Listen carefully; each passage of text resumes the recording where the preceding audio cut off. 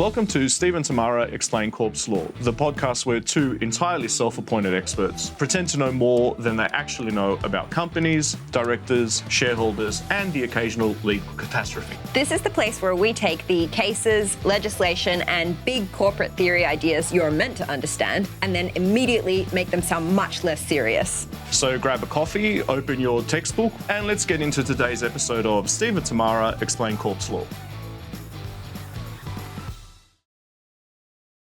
Hi, I'm Steve. And I'm Tamara. And welcome to Steve and Tamara Explain Corp's Law. Nailed it. That was the first time we've done it kind of properly. Yes. It is the first time we have done it. Yes. I don't know what you're getting at. I'm not sure. Nothing. Nothing? Yeah. Today, we're joined in our studio. By our colleague and friend, Duncan Wallace. Duncan, thank you for being here. Thanks for having me. We have brought you in today to speak about mutuals and co-ops, two forms, organizational forms that we know little We've done about. our homework. Yeah. So they're a thing? It's like a yeah, they're a thing. They're a concept. What are they? They're the best corporate form. So they are a corporate form. Yeah. The best corporate form. Yeah. Actually, there's one particular form of cooperative, the worker cooperative, which is the best of the best. So John Stuart Mill said that if humankind is to continue to improve, then the worker cooperative must, in the end, come to predominate. So we haven't improved that much yet, but hopefully. I love that you have off the top of your mind a John Stuart Mill quote memorized. That's very you. Fake Duncan. So maybe you could start us out by explaining to our fans, viewers. Our fans. Our fans. We have fans, I'm sure we do. Yes. What is a mutual and what is a cooperative? Are they the same Can thing? we step back one moment? Yeah. Because we're looking at this in kind of context, right? And we're doing a lot of this. People will be watching corporations. Yeah. Interested in corporations law. Yeah. And I guess when you do a topic like corporations law, you just start with this idea that that's how you do things Through the corporation. through the corporation and one particular type of corporation, right? Yeah. And It's in the name. It's in the name. And part of what people that are working in this area that might be doing law should kind of think about is that just because there's one way that we've been doing things, it doesn't mean that we should do it that one way all the time, and we should just start to question these kind of organizational forms that we adopt. I think that's where this discussion really comes in and kind of highlights that we can do business, economics, commerce differently. According to John Stuart Mill. According to, We can and do he it better. seems to know some stuff. So why not listen to him? And so this is where we're going to talk to you about these kind of two alternative, or I guess we shouldn't call them alternative, two forms that you may be able to engage in this type of Alternatives activity. in the sense of other options, not... But it suggests an otherness, so you've got the norm and then other. I still maintain that the corporation is the norm. Don't hit me. No, but cooperative is a type of corporation. So. Yeah. Meaning the corporate form that most people, when they come to corporations law, what they think they're going to be studying, right? They don't talk about Company corporate. limited by shares. Company limited by shares, yeah. But more than that, cooperatives can have shares as well. And the members have limited liability. How are they different than a bog standard company then? Part of it comes down to voting power. So the normal thing in terms of the big companies is one share, one vote. But in a cooperative, it's one member, one vote. So it's democratic. Right. But that's not the only differentiator. Actually, it was until relatively recently that even joint stock companies had more or less one member, one vote.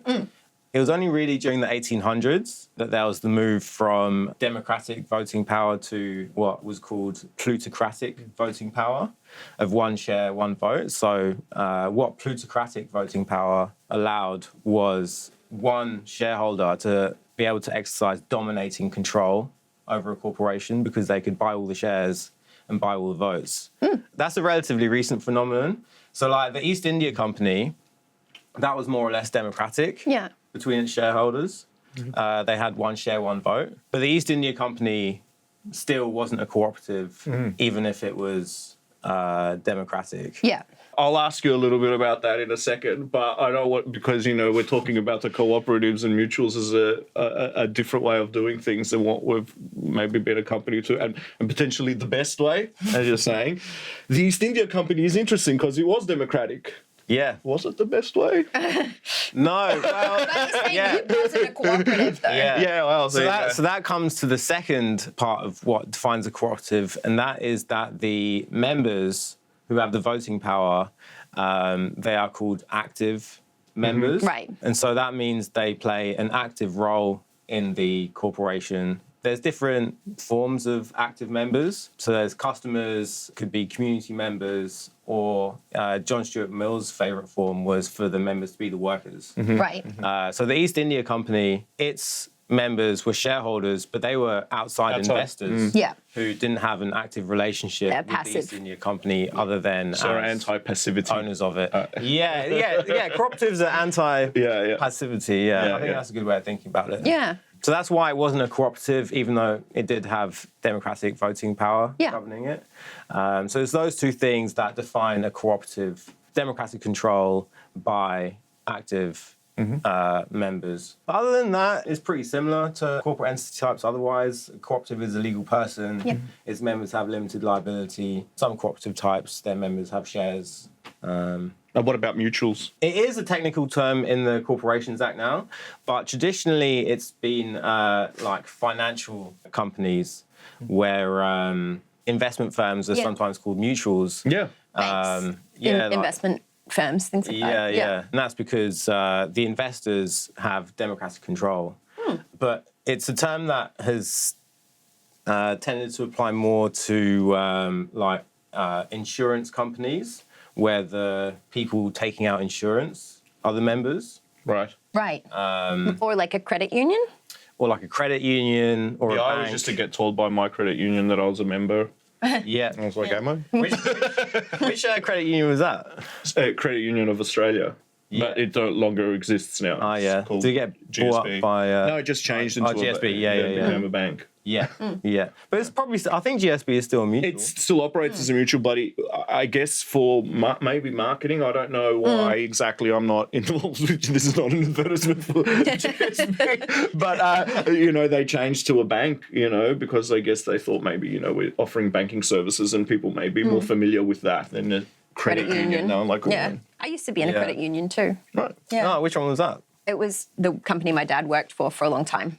Allowed family members to be part of the credit union. I'm not going to say what company because of your socialist ideals, you'll Be kicked out of our studio. won't be my friend anymore. Some kind of arms company. Now we're thinking of all the worst. Now we're thinking of all the worst things that it could possibly be. It's not arms, just big oil. Oh, okay. Yeah, right. Okay. But Just big oil. I'm not with them anymore. Right. Now I'm with ING, so, Yeah. much better. Yeah. Are they, what kind of institution are they? I can't remember. I think they're a bank. Yeah. Yeah.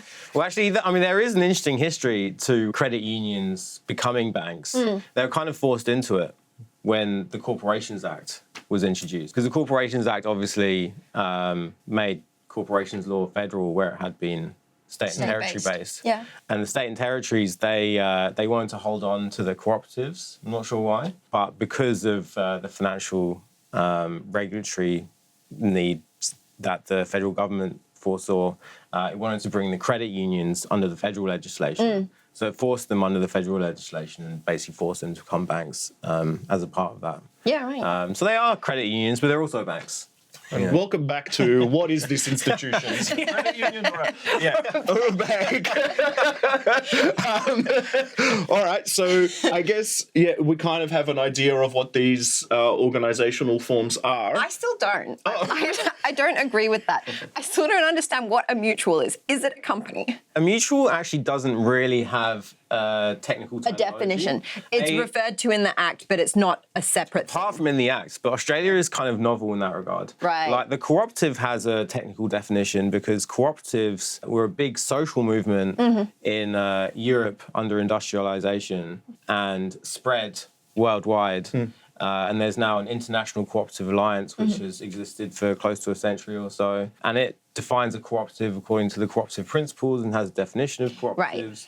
And in lots of jurisdictions around the world, they have specialist cooperatives legislation. In Australia, there's specialist cooperatives legislation, but it remains, as I said, state and territory-based. Yeah. The Cooperatives National Law, which is a federal uniform law, but it's implemented by the states. So cooperatives have a technical definition because of that history. Yeah. Mutuals have tended to fall within that, Yeah. but they haven't really had international social movement, Yeah. and they haven't really had legislation designed just for them. Just for them, yeah. So it's like a foggier term. Yeah. We might call a cooperative a mutual, or we might call a company a mutual, like depending on its activities. Is it for the benefit of its members?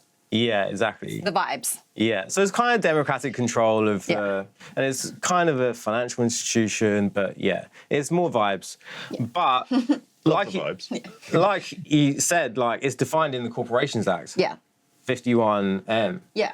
And Australia is kind of novel in that regard. So yeah, why is it defined under the Corporations Act? My friend works for the National Federation of Cooperatives in Australia, Yeah. the Business Council of Cooperatives and Mutuals. And I was actually working there when 51M was introduced. But they wanted that definition introduced because they wanted to introduce a mutual capital instrument, which cooperatives and mutuals incorporated under the Corporations Act could use. Yeah. That wouldn't, because they can't issue shares to investors. Yeah. Because That would be passive. yeah, well, they need democratic member control Right. and active membership, so you can't issue shares to investors, like normal shares to investors, Yeah. because that would destroy their cooperative status. Yeah. So they can only really issue debt. Right. Yeah. But the mutual capital instrument is a kind of hybrid form that allows them to, Issue shares without issuing shares. yeah. And the mutual capital instruments are meant to represent equity Yeah. instead of debt on the balance sheet, which Is better for various reasons. Yeah. So it's kind of a technical reason. So, Yeah. to introduce the mutual capital instruments, which could only be used by mutuals, Yeah. you had to introduce the definition Of a mutuals. mutual. But the In mutual corporation. capital instrument has not yet materialized. It has. Australian Unity has raised $500 million on it. Okay. But I think they're more or less the only Ones. mutual that Yeah. has used it. So This conversation is really interesting to me because if you ever think that the Corporations Act is a mess, it is. And it's because of these kinds of issues, right? Like, oh, we needed a mutual capital instrument, so we had to insert a definition in there. And so if you're Yeah. reading it without that history, you're kind Yeah. of like, what? Why is this? I was about to mount a defense of the Corporations Act and be like, no, it's really not that bad. And then I remembered No. all that editing work I'd be doing on the insolvency stuff. And I was like, no, it's bad. Yeah. Yeah, it's so bad. Yeah. And it's bad from the cooperatives and mutuals perspective as well, because, like I said, they forced the credit unions to come under the Corporations Act, but then they didn't provide a definition of them. Yeah. And they kind of just built an act designed for investor ownership Yes. and proprietary companies. And like, P.S., you can do this other thing too, but we won't tell you how. Or Yeah, you can only do it in your constitution. yeah, right. We won't provide any extra guidance Yeah. or anything in the legislation that is peculiar Yeah. to you, even though they're a really important institution. Yeah. Yeah, I was talking to my friend who works for the Business Council of Cooperatives and Mutuals, and he said that definition of mutual has been important for the mutual capital instruments, but also important in terms of advocacy Right. to the regulator and others, saying that there is this really existing entity, the mutual, which you should keep in mind. Right. Yeah. Right. Yeah. Interesting. During reform or whatever. Yeah. This is why I've never understood what cooperatives and mutuals are, because unless there's a definition in the Act, Yeah. I'm like, oh, Well, and this, what am I meant to do? Read a case? And this is what we're going to read. And you should read cases. Constitution. Read cases, read Constitution. Do reading. Read stuff. Actively, though. Make it Actively active. read. Yeah. So we're going to learn about more of that as we go along today. Yeah. So, what is the key purpose of the Cooperatives National Law, and how does it regulate cooperatives in a different way to the way that corporations are regulated under the Corporations Act? The Cooperatives National Law, like we were saying before, it exists at the state and territory level. Legislation special for cooperatives was fought for quite hard. In the UK, during the late 1800s. Motivated by kind of these Yeah, socialist exactly. ideals. Yeah, workers' Yeah, rights. they needed special legislation that. I love that we call workers' rights socialist ideals. I wasn't conflating the two. I was adding another element. We're workers, by the way. I know, and we have rights thanks to socialism. Anyway, Yeah. Socialism and cooperatives have had an interesting relationship, just as an aside. Okay, I wanna know more about Socialists haven't always been the biggest fans of cooperatives why? because they want state. Right, of course. A tradition of socialism wants state control, Yeah. whereas cooperatives, they're all about cooperative independence Yeah. from the state. So they've kind of clashed on that a little bit, just as an aside. Yeah. That's A minor fascinating. aside, yeah.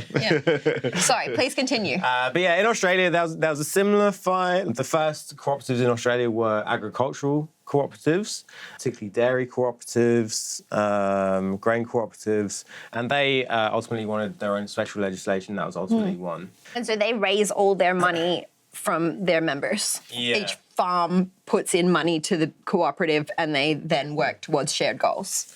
Yeah, yeah. So it's either members put in or they raise Debt capital capital. through debt Yeah. or retained earnings. Yeah. Which is maybe something we can come back to because cooperatives don't have the same access to capital as investor-owned corporations do. So the Cooperatives National Law is important because it requires democratic member control, Right. and it requires active membership.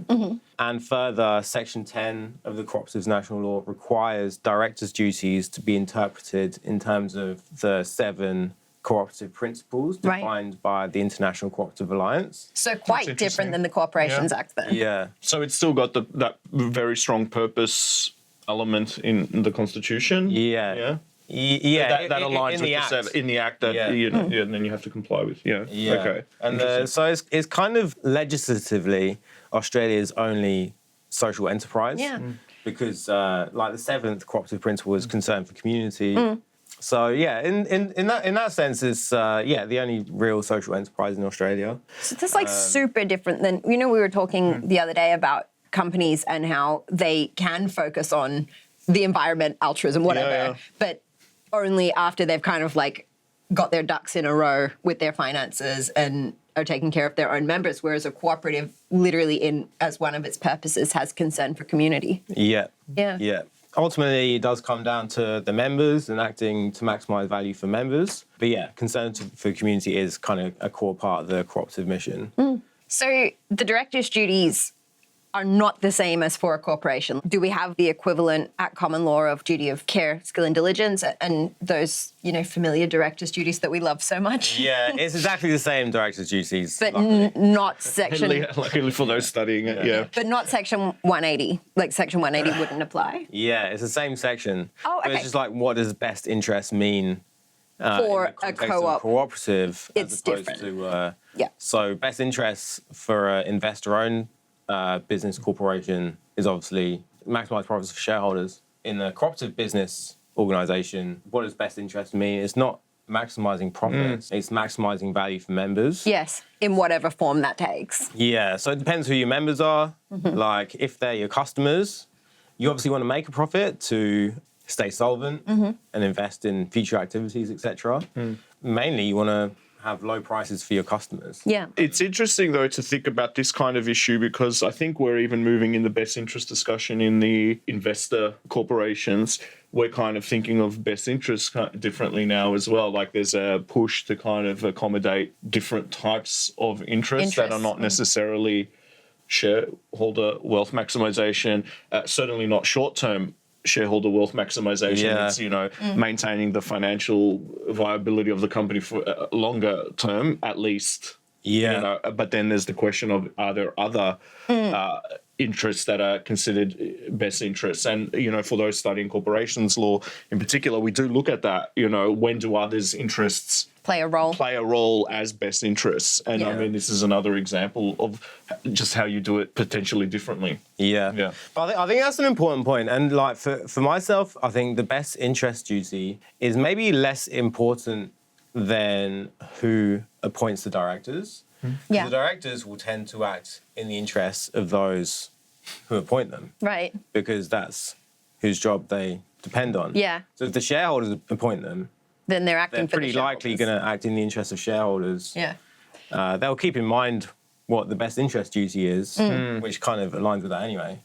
But yeah, they'll act in the interest of their appointers. Now, cooperative, the people that appoint them are the stakeholders. Could be workers, could be customers, could be farmers. Yeah, so the best interest duty will help them understand what their duties are. Yeah. But also, they'll tend to act in the interest of those who appoint them. Yeah. So I think the cooperative is really important in terms of its different members, in terms of So how directors will act. looking at the identity of the members and therefore the people who are appointing them. Yeah. Because it would be really hard to make out in a, what do we call them? Investor-owned corporation. It would be hard to make out that Section 180 was speaking to the best interests of the employees. Maybe that plays a role, but that's never going to be the main, or can't imagine a scenario where that would be the main duty that's owed, whereas in a cooperative, it could be that the main duty is owed to the employees. Yeah. I think that there's a lot of really important things to note with how we're talking about the corporation as well. So for instance, investor owned, we're using that as a distinguishing factor. From a cooperative. But there is a debate as to whether it is investor owned. Well, a lot of companies could have employee shareholdings. But even just saying, is it ownership? Is investing, does it equate to ownership? That's debatable. Well, as you'll know from having read my article, the reality of shareholder ownership, Yes. they clearly are owned. So there's a debate that is. What is that debate? How could an investor not be an owner? Well, why do we equate ownership to investing? Because money? they hold shares in the company. Yeah, but that's just we've just decided that giving some money to a company equals owning the company, and is that the only way that you can? No, that you should it's view the it? piece of paper that you get saying you now own shares. Do you own the share or do you own the company? And the argument is because shareholders have limited liability, Yeah. and they don't personally own the corporation's assets. Sure, the yeah. corporation owns its assets. That means the shareholders don't actually own the company. They're more like debtors. An interest and in the creditors. company. The company. Yeah. So these kind of are these kind of open debates that people Yeah. are still Yeah. having. But actually, if you look at Roman slave law, of course we should. Well, we do all the time. slaves had shareholders. Yeah. Yeah. They had masters, and they'd often have numerous masters who would share ownership of the slave. Yeah. And the rights that slave masters had over slaves, so consistent with the rights that shareholders have over investor shareholders have. I have a feeling you might have written about this. And another thing that you might want to plug. Yeah? You definitely should. It's an interesting article, so people should read Whereas that. a cooperative, no one owns a cooperative. Right. It's okay. It just has members. Yeah. You can't buy and sell a cooperative. But they own shares. They can own shares. Yeah, they can own shares, but they can't, and this is a kind of a third defining feature of the cooperative, that you can't sell your membership. What if you Don't want like to it leave? anymore. Yeah. You leave, and cooperatives can distribute dividends. Right. You can take them as cash payments, or you can leave them in the cooperative and take them out when you leave. Right. But you can't sell your membership when you leave. Yeah. You just leave, and somebody else maybe does or does not replace you. Yeah, so you can take out any dividends you're owed and buy. Yeah. Yeah. Yeah. Yeah, interesting. Okay, so you can't trade your shares in a cooperative. Yeah. That makes Yeah. sense. Yeah. I mean, there are other companies that you can't do that. Private companies often, there's limitations. There's limitations, but there's no prohibition. Well, it can be. Well, they Sure. can say you can't sell your shares. In a shareholder agreement, yes. There yes. Yeah. In specific circumstances, yes. Great, thanks for that. I think that we kind of have a good understanding now of the different kind of purpose of this legislative framework between cooperatives and investor-owned corporations. And other corporations. Yeah, they can be the other. Yeah. I like that. So one of the things that I think we can't be faulted on is being really natural presenters. So the next question that I'm asking is just completely off the top of my head, not on the phone screen. Pre-written by ChatGPT. By Tamara through ChatGPT or ChatGPT through Tamara. So what are some of the practical advantages and disadvantages of using a cooperative structure instead of and we're now calling it investor-owned company structure, and that's going to stick forever. And for fundraising in particular, and especially given limits on issuing shares. Cooperatives are not good vehicles for attracting investment. This is the headline we're going to use for this podcast. Cooperatives are not good investment vehicles, Duncan Wallace. Completely misrepresent his entire view on cooperatives. You'll be shunned. Yeah, John Stuart Mill would be ashamed. No, seriously, like, what can investors get out of cooperatives? Yeah, nothing.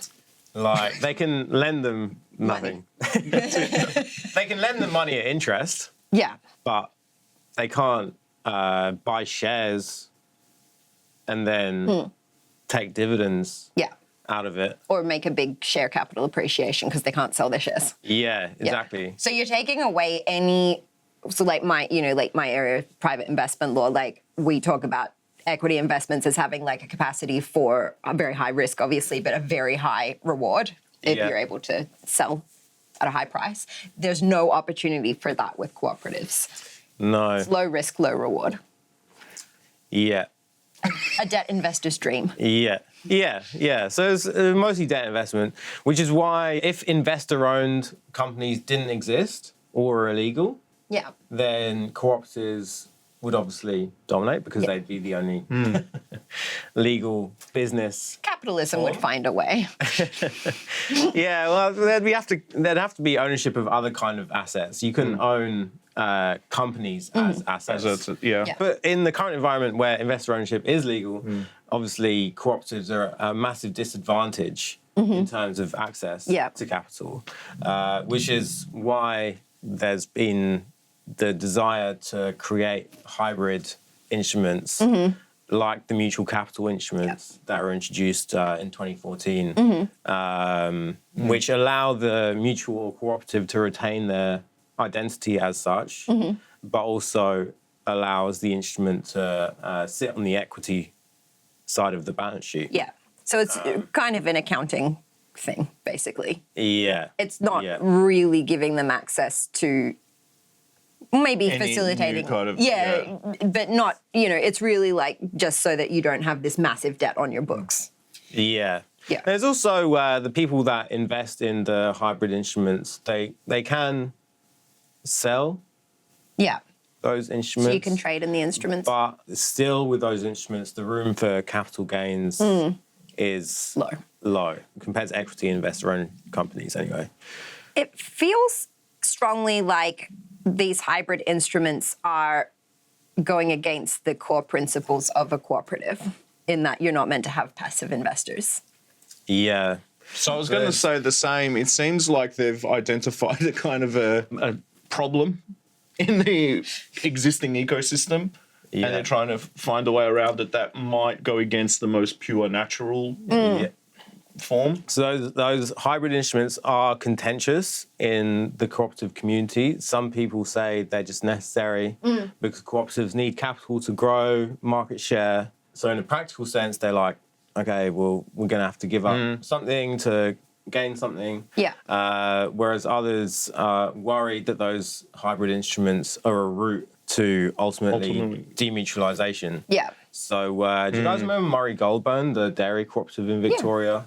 Massive dairy cooperative, billions of dollars in revenue every year. Demutualized in 2017. Right. And a part of that was because they had a version of the hybrid equity instrument. It was kind of a trustee share arrangement, something. But anyway, they listed them and they ended up tending to act in favor of the investors rather than the dairy farmers. Yeah. And that was seen to be an important factor behind why they ultimately sold to a Canadian investor-owned dairy company. Yeah. Interesting. So yeah, there is that tension. Like, yeah, you can see that you want to grow the cooperative sector's market share, but there is that danger as well that there's a risk that the cooperative will just completely drop out of the cooperative sector. Just the last thing on that as well, there's moves to try and stop demutualization, to stop the ability of cooperatives to be sold or changed Yeah. into investor-owned or private companies. Yeah. So in Italy, for example, cooperative assets are protected. They have to stay within the cooperative sector. If the cooperative goes bankrupt or anything else, Yeah. it can't become a non-cooperative Yeah. asset. So it's kind of like a charity under Australian law. If you have a charity and it's been donated all this money for the charitable cause, the charity can't just change into a private company to allow, Yeah. To allow the, you people to just like take those assets. Yeah. So it's kind of that idea. Yeah. You're either this or you're nothing. you're nothing, yeah. Yeah. Murray Goulburn, for example, it was around for like 100 years. And the members that ended up selling their shares in the cooperative to this private company made a lot of money. This happened a lot in the early 90s. It's called intergenerational theft because the previous generations of people had built up this very impressive organization, and then the members at the end take all the value. Take all of it. Yeah, right. So I think that would be a good approach, is to introduce that kind of thing into law. Although if you think of it as in new cooperatives, and you have that law in place, might they then think, should we adopt this form because it restricts our flexibility? Yeah. Yeah, but I don't think that's what motivates people to start a cooperative. That they can sell it later on. What would be the value of forcing them to be a cooperative? Because a cooperative, Forcing them to remain one philosophically is like, these members get together and they want to have this common kind of, goal and a way of working. And then what you're saying is, you no longer want to do that. We're going to force you to do it. Well, or they can cease to operate. Is that what we want though? Like the Yeah. cooperatives? Yeah, from a policy perspective. I'm learning that there's a real strong cooperatives like clique here, a the union. debates and stuff. Is that what they want? It's seen like a charity. Yeah, okay. Like, why should you be able to Why not seize start a all the charity? charity's assets and Just the same kind of treatment. Yeah. You can't just be a charity and then now we're for I'm not. profit. Yeah. And now the current members are going to take all the charity's assets that were donated to her over generations. Yeah. Yeah. But that's the same kind of perspective, which Yeah. I think is reasonable personally. Yeah. Well, Duncan, thank you so much for coming to educate us today. I really do feel like I've learned heaps. Yes. Yeah, definitely. Yeah. I've learned that there's this really strong community of people looking at this issue with these big debates going on. Well, and some of them that mirror partially some debates that we're having in the other Investor-owned corporation law. So it's interesting as a comparative exercise as well to think of Yeah. these. I have one question that was on our list, and I want to ask it. I'll allow it. Yeah, is it permitted? Please go ahead. Will you allow? Are you okay? I don't know. Like, are we democratic? Oh, yeah. I. Allow. Okay. All right. Thank you. All right. So you were presenting this as the best form. What do you think of having these coexist? So you have this best form, which is doing this good stuff, and then you have the other. The evil capitalism. So what do you think? And it exists in, other jurisdictions where they have, organizations which are the equivalent of like a charity. And people have said, well, if you've got this form, that is the good way, what does that say about everything else? All the other stuff. 2 million registered companies. So from a meta perspective, what do you think of this kind of coexistence? I have a very strong view, which is maybe novel, but it goes back to the idea that investor-owned companies are owned by their shareholders. Because the company is a person, a legal person. If it's owned and traded as a commodity by shareholders, I think that makes it a slave. It's like the article that you've written on slave. So, throughout human history, slaves have existed alongside free people. In Roman society, slaves did more or less the same jobs as free workers. They existed alongside one another. Today, we have those same institutions existing alongside one another, cooperatives and investor-owned corporations. But I think morally, And I think there's lots of economic arguments that would favour this as well. We should just make slavery illegal. And So no investor no investor-owned companies. Yeah. I really prefer evil capitalist companies, but whatever you want to call them. Yeah. Right. No, but I don't think the capitalist companies are evil. I think they're slaves. They're who are enslaved. being forced to act in the interests of big investors. And I think it's dangerous for important assets. Take like Twitter. Yeah. Someone like Elon Musk can just come in and buy it. Yeah. And do what they want with it. Yeah. And I don't think that's right. I guess there are small family, privately owned companies illegal. Should they be made illegal? I think in a perfectly just society, yeah. But I love that. the guy like, yeah, if the society was just, yeah. if a business is carried on in the form of a relatively large organization, that organization has a life of its own. And I don't think people should be able to dictate that organization and its members how it should function. I think that organization should be seen as a whole, and its social and political structure should be thought about carefully in terms of what is appropriate in terms of the moral values of the society.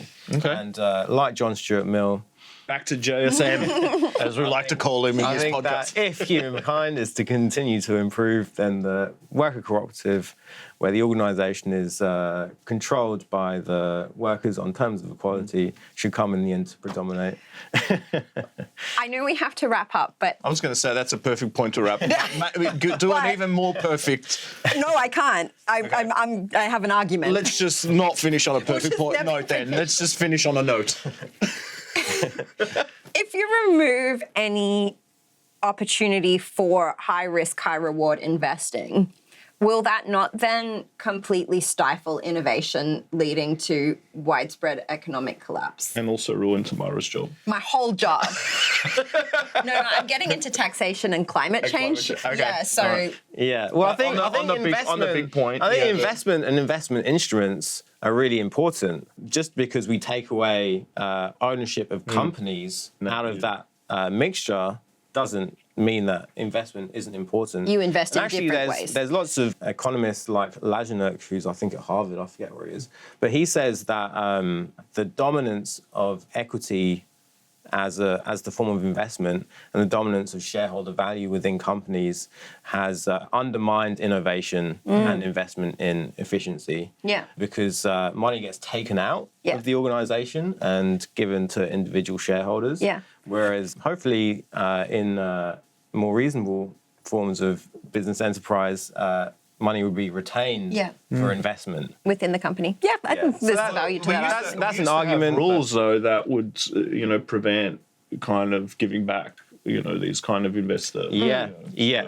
So I think if we're just worried about innovation and investment, then we should have policies that try to maximise retained earnings for Yeah. the purpose of investment in innovation. And in 2025, we're only concerned with innovation. Yeah. That's the only thing we care about these Absolutely. days. Yeah. So Well, it's if always it's not innovating, what's the point? it's all we have left. Okay, and that's the perfect note on which to wrap up this podcast. Nihilism. Excellent. Yeah. Yes, exactly. Thank you so much, Thanks so Duncan. much. That was Thank awesome. you, Yeah, thank you.